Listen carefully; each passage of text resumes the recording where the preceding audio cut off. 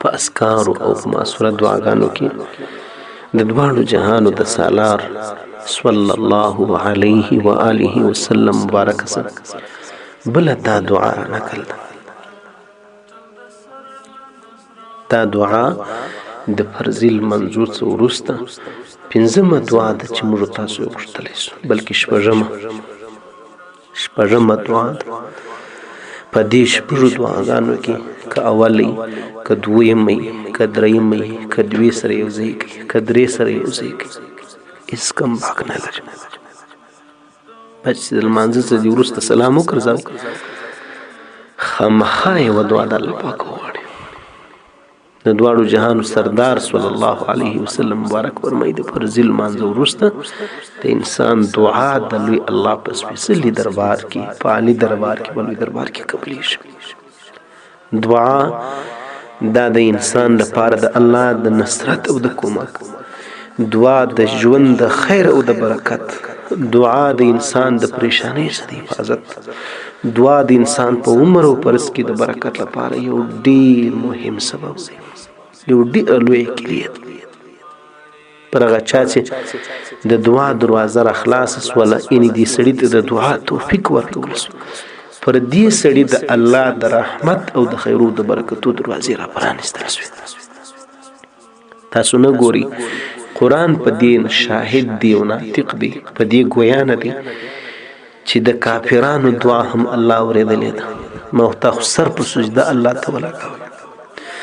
د هغه ابلیس علیه لعنه چې موږ تاسو هر وخت اعوذ بالله وایو، نو دی وایي چې د الله د رحمت څخه دی ناامید دی. اعوذ بالله من الشیطان الرجیم. رجیم څه ته وایي؟ ترټل سوي، د الله د دربار څخه د شړل سوي، دغه لوی سرکشه، د هغه شیطان دغه لوی ګمراه چې در د بالا لوی ګمراه نشي کېدلی. قرآن په شاهد دی چې دعا د خدای په دربار کې قبول سوې ده. ای عزیزانو، زموږ خلک په سختۍ کې وي، زموږ خلک په پریشانۍ کې وي، چې په دې ټیم کې ستا دعا در اسم اعظم بالا زیاته قبلیږي، ارزښت لري. لا بیا هم زموږ خوله پر دعا کولو تړل سوې وي. د رزق تنګي د خلکو وي، د صحت د کمی وي، د رزق تنګي وي، مثال دغه رنګ د کاروبار نشتوالی وي، د سل ستونزو سره مخامخ. خو بس زموږ څه دا در ورک دی چې راسه د الله په دربار کې هر څه وغواړه او بیا کوشش وکړه. نو خبرې ډېرېږي. راځم دا شپږمه دعا ده چې سلام دې وګرځاوي، خوا د سهار لمونځ، خوا نفلي یا فرضي یا واجبي. د سلام د ګرځولو څخه وروسته د ماپښین لمونځ، مازدیګر، هر وخت لمونځ چې 3 ځله استغفار ووایه. استغفر الله، استغفر الله، استغفر الله. 3 ځله دې په وسه نو پوره، یو ځل یې ووایه استغفر الله. عزیزانو، یو ځل الله اکبر ووایه که دې په وسه پوره، الله اکبر، بیا ووایه استغفر الله. د دې 3 ځله استغفار دا پیدا ده چې په دې لمانځه کې کوم کمی پاته سوی الله به درته معافوي. ستا د هغه د لمانځه د کمی دا به د استغفار په سبب باندې لکه سجده سهوه، دا استغفار به دی پټی ګرځي. دغه ادب د کمی، دغه سنت د کمی الله به په دې پوره کوي. غلموس له دې نه وروسته دغه دعا د پاک رب وغواړه.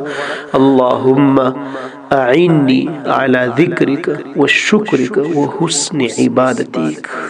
اللهم أعني على ذكرك وشكرك وحسن عبادتك. اللهم أعني على ذكرك وشكرك وحسن عبادتك. اللهم ازما رب، ازما پروردگار، ازما خالق، ازما بادار، اعني على ذکرک، ازما مدد وکړه ستا پر یادولو، ستا پر عبادت کولو. خدای ما توفیق ستا د یادولو او ستا د عبادت کولو راکړي. یا الله د تلاوت د قرآن توفیق راکړي، یا الله د لمانځه توفیق راکړي، یا الله د حج او د عمرې نصیب مې وکړي. وشکرک، ای الله ستا د شکر د ادا کولو توفیق ما ته راکړي. یا الله پر دې زما مرستو مدد وکړي. و حسن عبادتی کو، یا الله ستا پر ښه طریقه بندګۍ کولو باندې ما ته توفیق راکړي. یا الله ته زما مرستو نصرت کومک وکړي. خدای یا الله ته زما راهنمایي او هدایت وکړي. یا الله در دې بالا څه ښه دعا کولی کېدلی شي. دا هغه دعا ده چې سنن ابي داود را نقل کړې ده. حدیث یو لوی کتاب